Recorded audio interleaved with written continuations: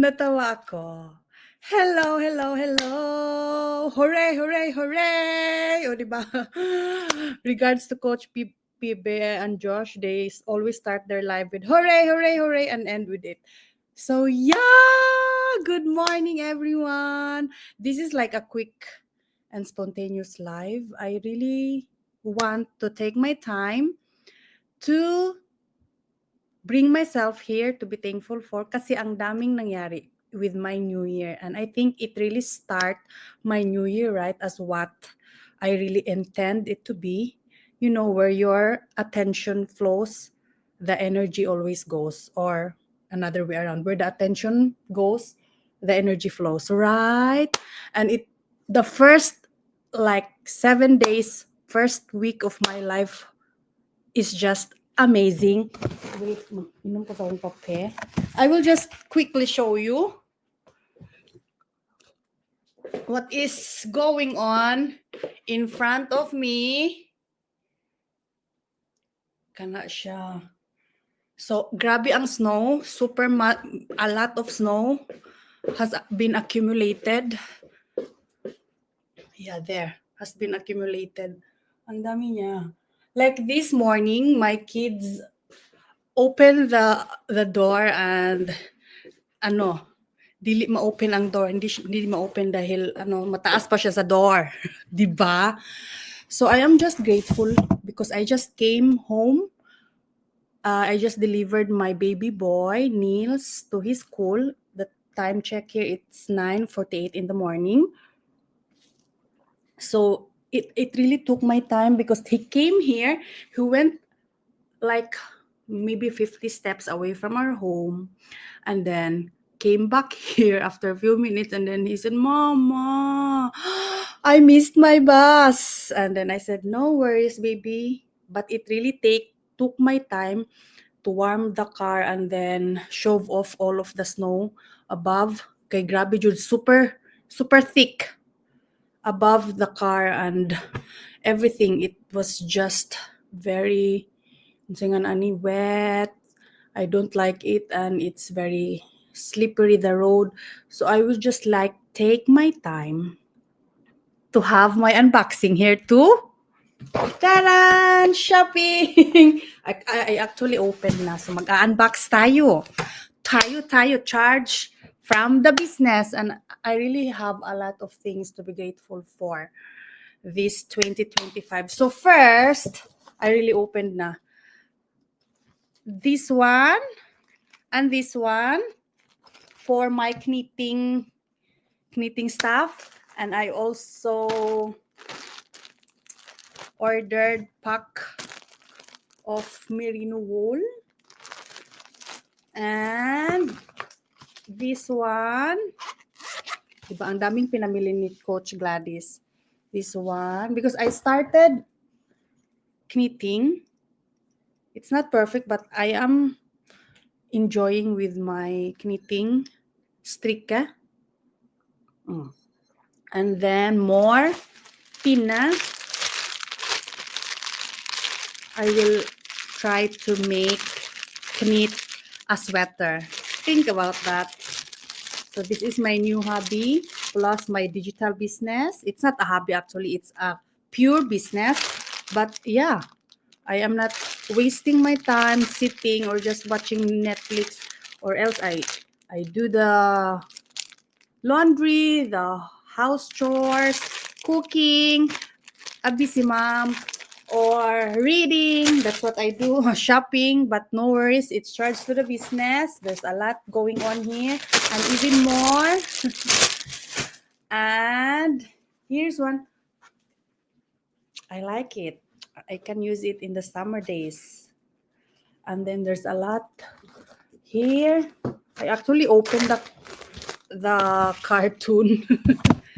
So here, it's so nice. Mag-unbox tayo. Mag-shopping lang tayo ng mag-shopping dahil now it's really better to do shopping because everything, your expenses will be tax write-off. That's the beauty when you have a digital business. Legit business running on the background. So lahat ng gastos mo, check. Ang lahat ng mga expenses mo sa biyahe, kain sa labas, sino, manood ng sine, lahat. This one, I really like the color. This is my palette. And then this one, oh my, the cloth is so nice. And then I have white too. This is a simple top, but when you pair it with a simple jean, it's a bit cropped up, but not so cropped up. And then nice kayo ang iyahang sleeve. Na siya defining moment diri oh. And then I have another color. It is the green one. Ta-da! And here's more. So ready na sa summer, morampa si Gladys. And here, it's a buksa. I really like this kind of buksa or pants. And then this one, you know, this is very formal, but I like it. See, I really like tweed. Yay! And then, ano pa ba dito? May mga hindi pa ako na-open, and actually I had some yesterday that I tried on. So ganyan ako, isusuot ko agad kahit di pa nalalabhan. And then this is also a pants, same like this blue one. And I really like the cloth. It's so comfy and breathable. And nothing more. So that's it. The beauty when you have a running digital business, so hindi waste if you invest a little bit of your money sa yung grooming, skincare, and everything, because you will charge it to the business. And I just want to take my time to congratulate my new action takers all the way from the Philippines. Just got in the news or the email, I got notified. Yen, Darla, congratulations for taking an action. And I had a lot of back-to-back action takers, back-to-back results in our digital business on our back end. And last day also, it was Chin Chin. Congratulations, Chin Chin, all the way from Vietnam. Today, I got notified. Action taker from the Philippines. Congratulations, Darla. And yesterday, Chin Chin from Vietnam. And the other day, back-to-back blessings, Ate Karen from Canada. A lot of blessings. So, kaka-unbox ko lang ng mga shinaping ko. Dami kong shinaping, guys. Oh, dami kong shinaping, guys. May gift pa. So, this is it. I just showed a while ago the snowstorm here. It was like thick. And I'm so grateful that I showed up for my kids, for myself, taking care of myself here, than to go to a job that pays me less. I am not saying that going to a job is not good, because I am still working now. But I am coming from a place that I really love what I do, because I have the life of freedom, the life of choice. Because ang nangyayari noon, when you are full with your job, full with your whatever career you are working, it really like you don't have time for yourself. Kasi before, ang nangyayari is I am full-time with my job. I almost worked 2 jobs before with extra, and I am part-time with my kids. And then ang nangyayari is you don't have time for yourself, you're getting stressed, you don't have time for your kids, they are always craving for your attention, stuff like that. That was my life 4 years ago, 2021 to be exact. I was depressed 2021, but earlier than that, ganun ang mga life namin ng husband ko, kasi opposite shift kami, we're opposite shift. Hello. We have, Hello, hi. We have a viewer, 1,000 viewer watching from Barum Norge. I first learned about the beast in one of your ads. Oh, you're inspired. Thank you. So that's it. I'm just so grateful. Before, grabe I am so negative, I'm so pessimistic. Like, ganitong weather, OMG, sira ng araw ko. Sira ng araw ko, guys. Kasi, like, literally, I am not, like, start pa lang ng araw, kakatapak ng paa ko sa floor, ungratefulness na agad yung I'm so tired going to a job, the clock is ticking and going to a job daily. And everyone who's working in the healthcare sector all across the world or even here in Norway, it's stressful, especially you are a parent. And eventually, me and my husband is a nurse here, are both nurses here. But along the way, I just realized that, priorities change. And then, as much as I love working in a healthcare sector before, but it was just like a job now. So it is like it gives something food to the table, but it doesn't gives me joy anymore.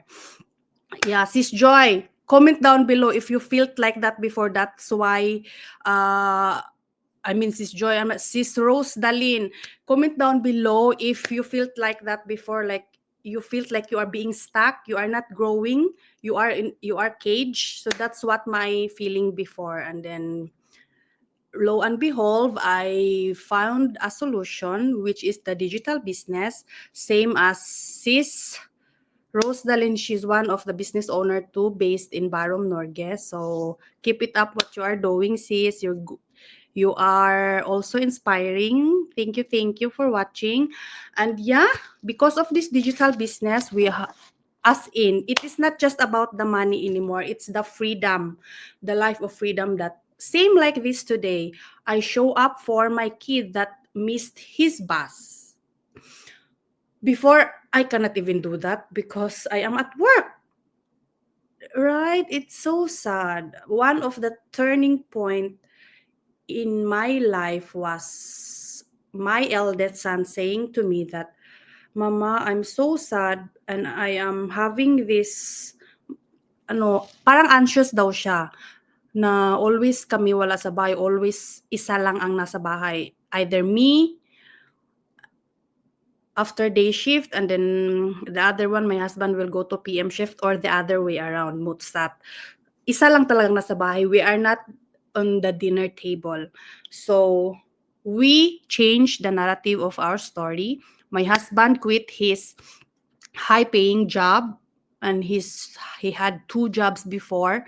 Now he's just having one and almost working day shift, like 90%, because we really want to commit to the request of our children, that we want to be a present parents. And now I am very happy becoming a present mom. And not actually that, the income here in the business actually surpassed our income in the usual job. So that's why it really afforded me to work twice shift per week. Parang may alarm clock na yung alarm clock ata ng anak ko. So I am happy, even though I am not online in this digital business, because I really take my time last year to focus on my health, because my PCOS had, started again. So I really take my time to get healed, to focus on my mental health of my husband and the kids and everything. So everything was set up, not a setback. So even though we're working like less in the digital business, but our income keeps on coming. So that's the beauty of this digital business. When you started it and build it, the foundation stronger, it will really just gives you income constantly. And that's it. I just really want to inspire you that you really can build something on your own if you can show up for someone, if you can show up for your work, for your job, whatever you are working now. I am pretty sure you can work this business, you can show up for this business. Start something that you could own. This business, you will really gonna own it. I will be the one helping you. I will be your coach, Gladys with a heart. I will be guiding you. I will be mentoring you. I will be coaching you. But at the end of the day, this will be your business. You will be the one to show up And the beauty is you don't need to start from scratch. You don't need to reinvent the wheel because we have the automated system, we have the email system, everything will be given to you. The heavy lifting will be given to you. So you will just do your 10% of the job. And I think it's very easy. What's the hardest part is yourself here. Because anything, great things always starts with here. Because whatever beautiful things, it really needs you to put your effort, your perseverance, everything. So kahit anong ganda ng business na to, pag di mo fufukosa ng time, effort, determination, kasi andyan na lahat eh. It's like ordering a menu in a restaurant. Going there, you can order, everything will be given to you, put in the table, just like that, the 90% of the work. But the 10% when you order, you will be the one to chew your food, you will be the one to eat it and digest it in your stomach.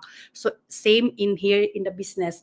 So you have the training, you have the system, you have the tools, you can open it 24/7 at your own pace, at your own convenience. But if you don't show up for yourself, if you don't show up to be available in the world out there, to be, our greatest reach here in this digital business is the social media. If you don't show up for yourself, if you don't put yourself available, if you don't,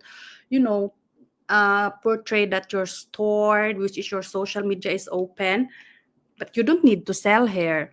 Reminder, anything, it doesn't work that way na uupo ka lang, you will just sit here and the money will just come. No, you have to work 10% of the job. But the beauty here, you will just do the marketing and the rest, it will be taken care of. You will not reach out your family or friends. You will not do the cold calling. You will not recruit. You will not sell. Oh my, I did those stuff before. Ang hirap kaya nun, like you will do everything. But in this business, no. So may time ka pa magpa-beauty, may time ka pa to do your hobby.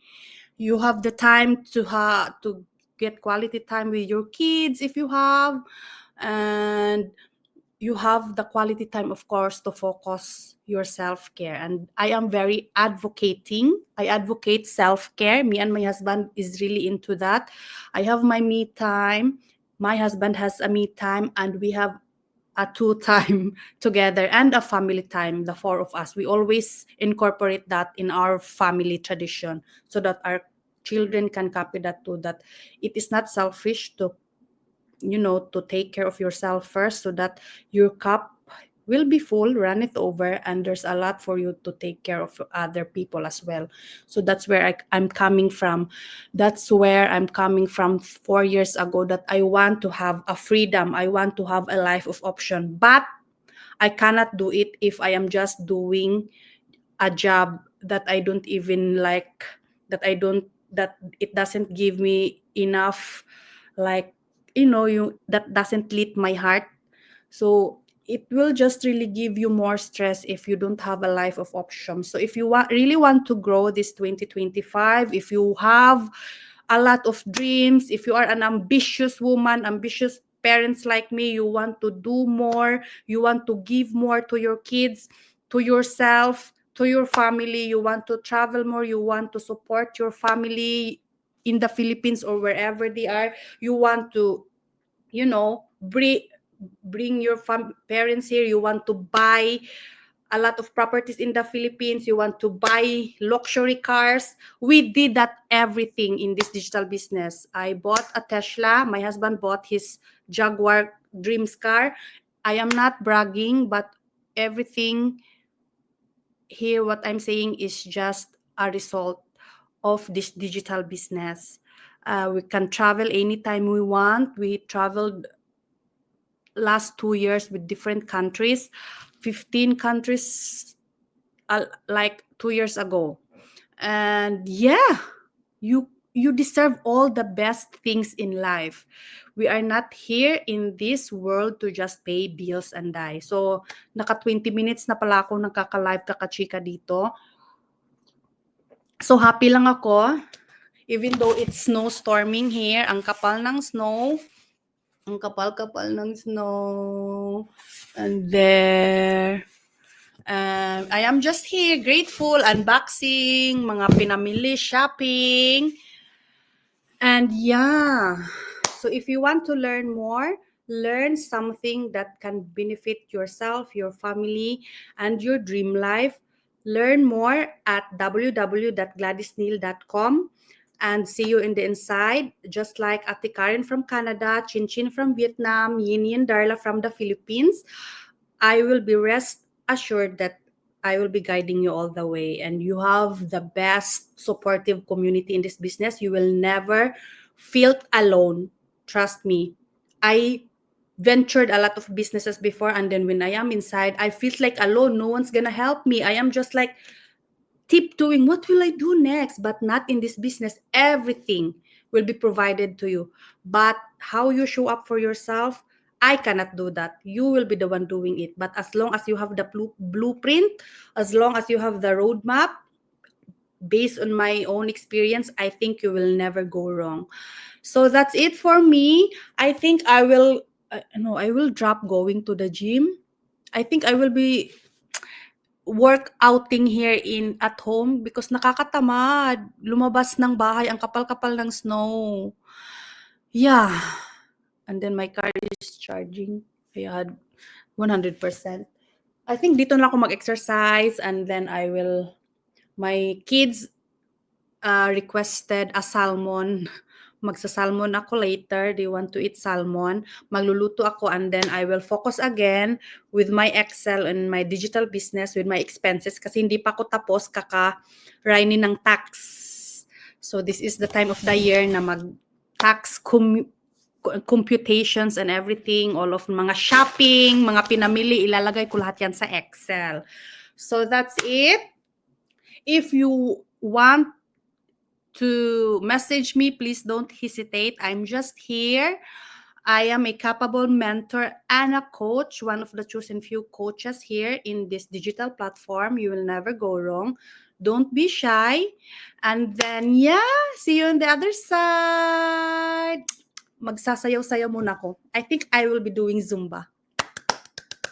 Bye-bye, everyone. Stay blessed. Remember, to be more, to do more, so you will get more. And whatever your intentions, whatever your dreams, as long as with proper action, take the leap of faith. You are here for a reason, not to just paying bills and die. You are here for more, to thrive, not just to survive. So Coach Gladys here with a heart saying, bye-bye. God bless.